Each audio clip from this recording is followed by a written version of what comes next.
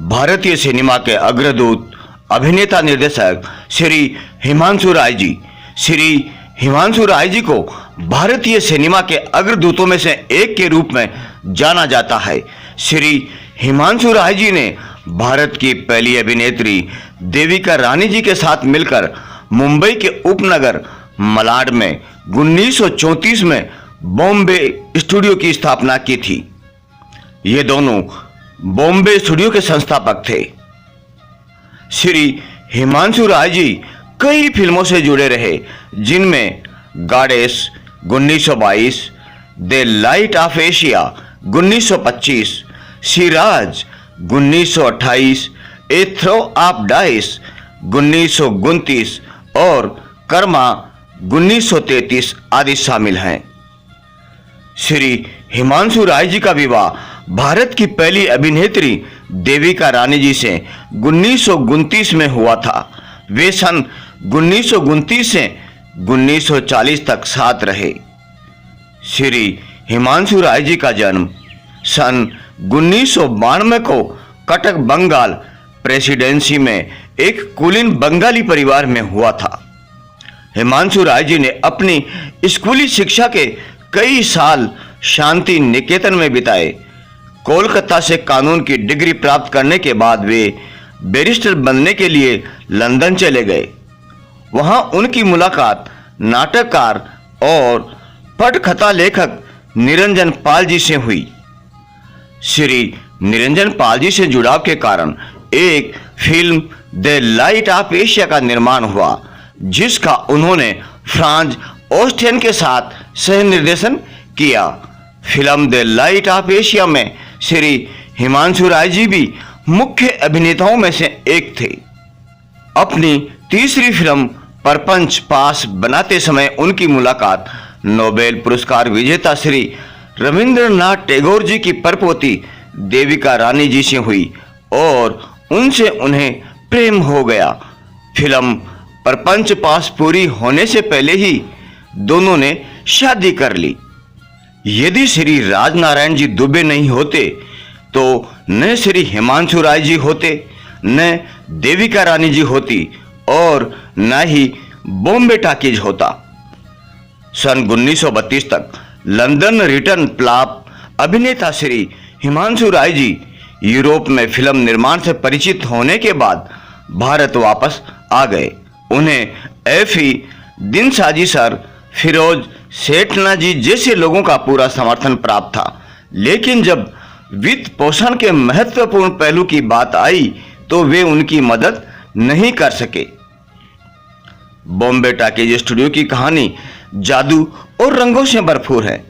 30 के दशक में फिल्म व्यवसाय को गंदा व्यवसाय माना जाता था। फिल्म व्यवसाय में सम्मान और समझ की कमी के कारण उस समय के दौरान फाइनेंसरों को अपने निवेश पर रिटर्न प्राप्त करने के लिए एक असंभव चुनौतियों का सामना करना पड़ता था। सेठ बद्री प्रसाद दुबे जी ने हिमांशु राय जी के वित्त पोषण के प्रस्ताव को अस्वीकार कर दिया। श्री हिमांशु राय जी को जब कोई वित्त पोषण करने वाला नहीं मिल रहा था तो वे अवसाद में आ गए और अवसाद में आकर एक बार तो आत्महत्या जैसी घिनौनी हरकत करने के प्रयास किया, लेकिन उसमें असफल रहे। श्री हिमांशु राय जी को उनके दोस्त श्री अभिमन्यु प्रसाद सिंह जी ने श्री राजनारायण जी दुबे से मिलवाया, तो श्री राजनारायण जी दुबे ने श्री हिमांशु राय जी के साथ फिल्म निर्माण में निवेश करने को अंतिम रूप दे दिया। ऐसा करने में श्री राजनारायण जी दुबे अपने पिता सेठ श्री बद्री प्रसाद जी दुबे की राय और सलाह के खिलाफ जाकर भी फिल्म निर्माण में श्री हिमांशु राय जी के साथ निवेश करने को तैयार हो गए। सेठ श्री बद्री प्रसाद जी को फिल्मों में निवेश अच्छा और लाभदायक नहीं लग रहा था।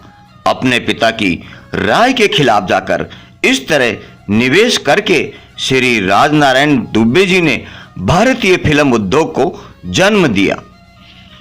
कुल मिलाकर बॉम्बे टॉकीज स्टूडियो ने पिछली शताब्दी में दुनिया को 280 से भी अधिक जाने माने और सबसे प्रतिभाशाली फिल्म पेशेवर दिए। लता मंगेशकर जी, श्री सत्यजीत रे जी, श्री अमित चक्रवर्ती जी, श्री SD बर्मन जी, श्री मन्ना डे जी, सरस्वती देवी जी, जो एशिया की पहली महिला संगीत निर्देशक थी। श्री राजनारायण जी दुबे के निर्देशन में बॉम्बे टॉकीज ने लगभग 115 फिल्मों का निर्माण किया। श्री हिमांशु राय जी ने की थी 2 शादियां। श्री हिमांशु राय जी और मेरी हेनलिन ने शादी कर ली और जर्मनी चले गए। मेरी ने ही श्री हिमांशु राय जी को एक प्रमुख जर्मन फिल्म निर्माण कंपनी UFA से परिचित कराया था। मेरी ने एक बच्ची नीलिमा को जन्म दिया। मेरी और अपनी छोटी बेटी को छोड़कर श्री हिमांशु राय जी ने 1929 में देविका रानी जी से शादी कर ली और भारत वापस आ गए। बॉम्बे टॉकीज स्टूडियो। श्री हिमांशु राय जी ने मुंबई के उपनगर के मलाड में बॉम्बे टॉकीज स्टूडियो में श्री शशधर मुखर्जी के साथ साझेदारी कर ली और श्री शशधर मुखर्जी के बहनोई श्री अशोक कुमार जी ने बॉम्बे टॉकीज स्टूडियो में टेक्नीशियन के रूप में काम किया।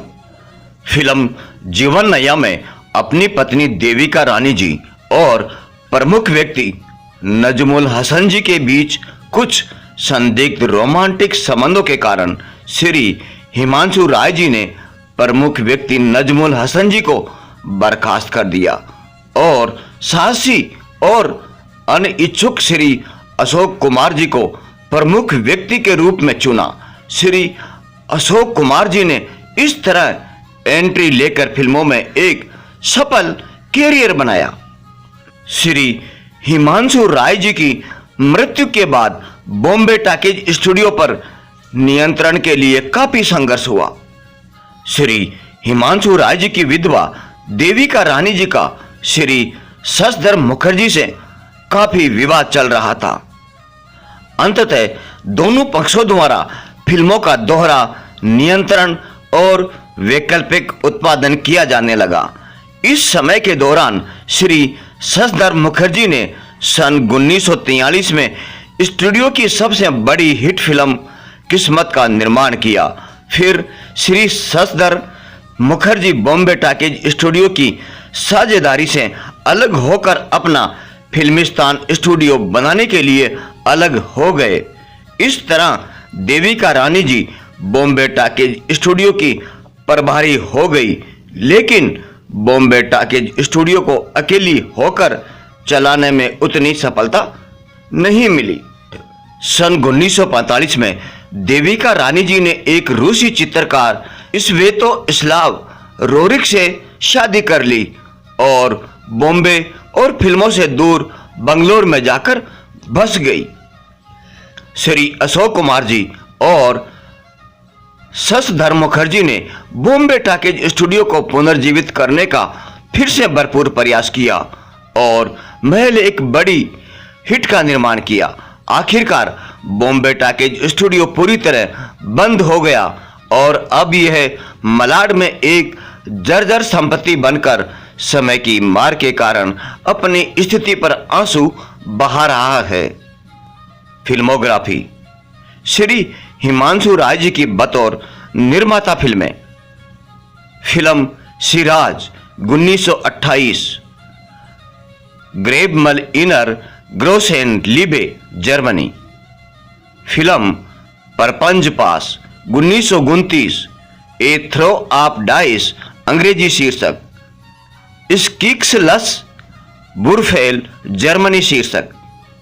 फिल्म कर्मा 1933, जवानी की हवा 1935, लिचेत सिंडेर जुंगेड जर्मनी शीर्षक। जीवन नैया 1936, जन्मभूमि 1936, अछूत कन्या 1936, अनटचेबल गर्ल अंग्रेजी शीर्षक। सावित्री 1937, जीवन प्रभात 1937, इज्जत 1937, कंगन 1939, द बेंगल अंग्रेजी शीर्षक। श्री हिमांशु राय जी की बतौर अभिनेता फिल्में: प्रेम संन्यास 1925, लेवुड चट्टे एशियान्स जर्मनी शीर्षक, सिराज 1928, ग्रेबमल इनर ग्रोसेन लिबे जर्मनी शीर्षक, परपंज Pash 1929, a throw of dice अंग्रेजी शीर्षक, स्किक्स लक्स वुरफेल जर्मनी शीर्षक, कर्मा 1933। श्री हिमांशु राय जी की बतौर लेखक film: Achhut Kanya 1936, untouchable girl अंग्रेजी शीर्षक। श्री हिमांशु राय जी की बतौर निर्देशक फिल्म: प्रेम संन्यास 1925, लेवु चटे एशियान्स जर्मनी शीर्षक। द्वितीय विश्व युद्ध के दौरान बॉम्बे टॉकीज काफी संघर्ष कर रहा था। जर्मन टेक्नीशियनों को ब्रिटिश सरकार ने गिरफ्तार कर लिया था। उस समय 15-20 फिल्में प्रोडक्शन फ्लोर पर थी और बहुत बुरी तरह से रुकी हुई थी। इसके परिणाम स्वरूप श्री हिमांशु राय जी को नर्वस ब्रेकडाउन का सामना करना पड़ा और श्री हिमांशु राय जी की 16 मई 1940 में मृत्यु हो गई। जय हिंद, जय भारत।